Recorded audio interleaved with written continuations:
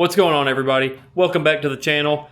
Today we're going to talk about some stuff. So, as all you know, I have a hot rod, kinda-ish. That's what I call it. But so turbo left chat, went bye-bye.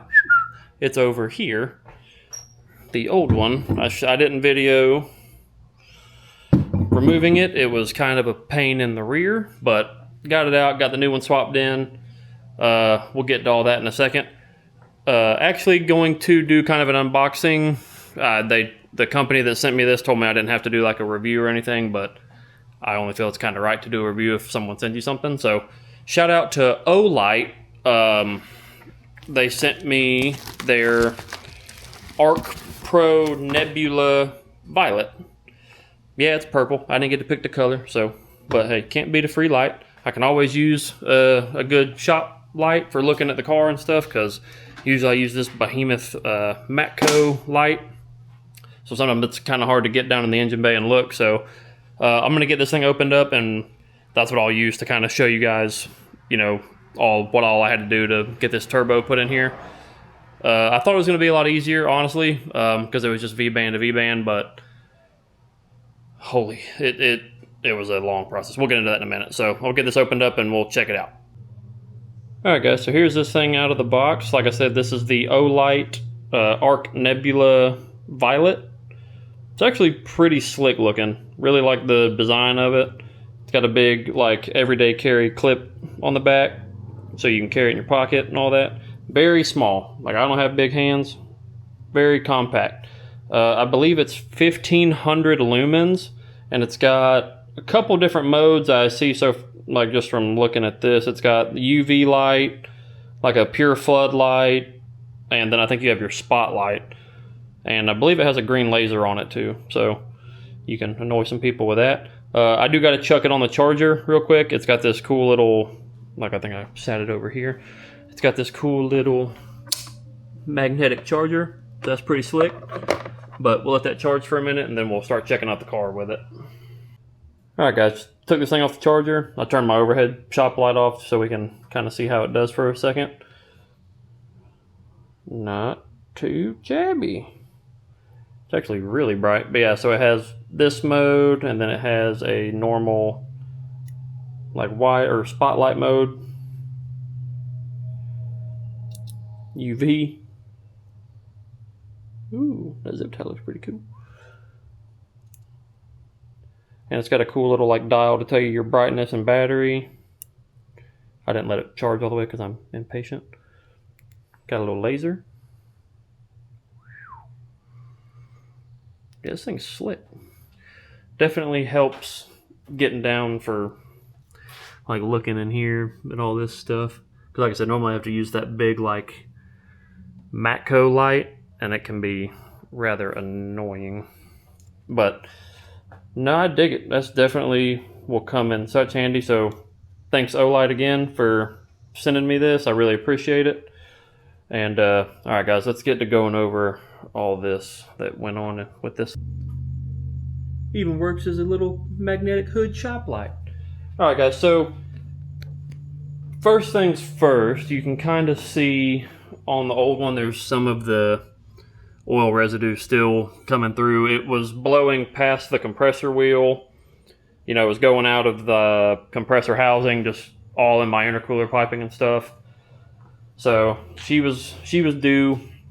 So I actually went with the PSR 6262G forward rotation dual ball bearing. I think it's good for up to 900 horsepower. But when I tell you guys, getting, like, lines and everything hooked up in here was so bad. Like, I'd get the turbo clocked and then like, get one hose hooked up, another one wouldn't fit, and it was just a lot of trial and error. And I should have known better, because the turbo I took off, I should have known that's exactly how this one needed to be set up. But I got all uppity and was trying to do, like, AN fittings all around, you know, and it didn't really work in my favor. I got the Funk Motorsport downpipe wrap. Yeah, that fitting, I don't know if you'll be able to see it like all the way in there. The oil drain on this, it's got to go right there. No ifs, ands, or buts about it. The only place it's going, you just know. There you little hood light.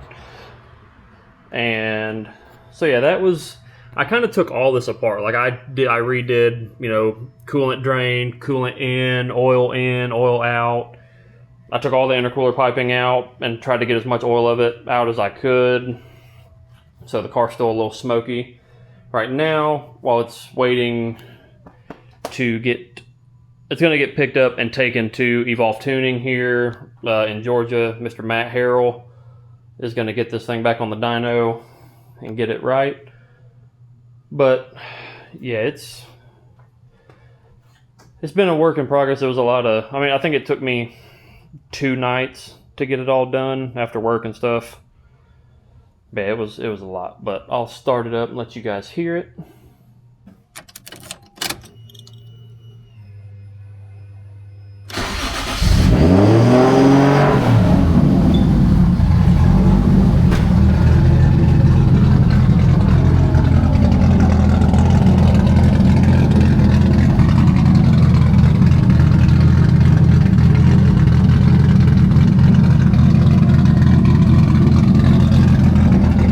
So rowdy.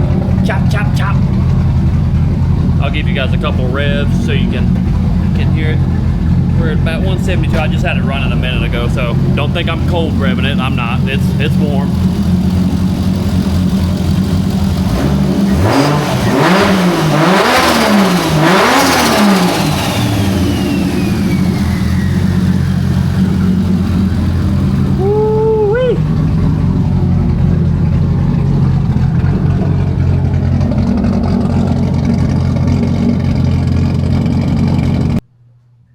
But yeah, guys, like I said, she's still kicking. I know it's been a minute since I've done like an update on this thing. Next thing I need to do is I think I'm gonna try to get another one of these catch cans and run like a dual catch can setup. I just don't think this one's big enough for this. Other than that, I think she's good for now. Just needs a retune. We'll probably push it to about the same boost it was on, probably 15-16 pounds on closed loop. So it should do just fine. Hopefully it'll still make in the 500-ish range, which is what it was making. We tuned it down because it was making 610 on 21 pounds.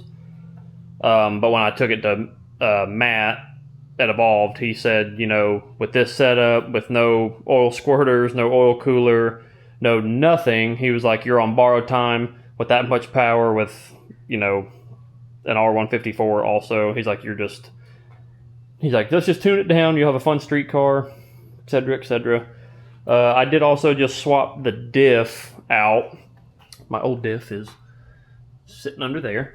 I actually put a Y38 diff in here out of a FRS or BRZ. I mean, they're all the same, so I don't remember which one I got it out of. I found it on Marketplace for $200. Went and snagged it. What else is new with this thing? Yeah, I redid all my my coolant hoses. Got new silicone hoses, clamps, because those were weeping. This fitting right here actually caused me a lot of heartache after I finally got this thing put together, because I don't know if you can see or not, I don't like touching this little hairy thing. There's a little bolt right there, and buddy, when this little fitting right here was weeping when I first started it, I was so upset because I had to retake it all back apart. Coolant went everywhere. That's why it's still kind of, I know obviously you guys can't smell it, but I can. I was like, that's why it smells like a big old bunch of coolant right now, because it's all baking off where I'm a dipstick. Anyway, I think that's all the updates for the JZX. New turkey. Still rips. But yeah, it was not the easiest job ever, but not too bad. I just can't wait to see what this turbo can do. Yeah, if it makes it drive any different. I don't think it will, but you never know.